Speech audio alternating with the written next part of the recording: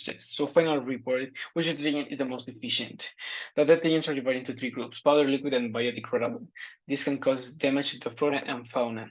Independent variables, detergent dependent variables, it depends on the experiment, and control variables, we try to keep the quantities the same. Hypothesis for the first experiment is that Tide is the most effective one, while mass is the least effective one.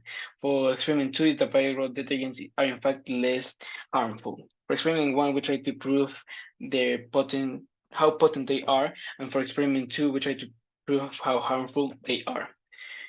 We try to read the instructions and precautions for each cleaner and leave it away from children. We have figure 1, figure 2, figure 3, with table 1, experiment 1, which detergent is more effective, and graph 1, time in relation to the stain elimination.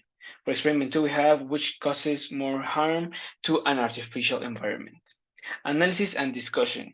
For experiment 1, we can say that potent chemicals acted almost immediately against stain.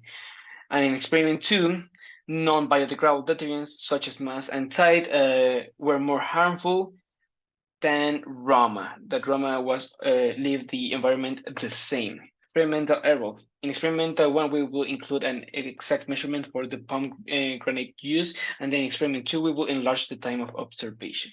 So in conclusion, we disprove our first hypothesis, and in experiment two, we conclude that our second hypothesis was right because non-biodegradable, in fact, are a lot more corrosive than biodegradable detergents.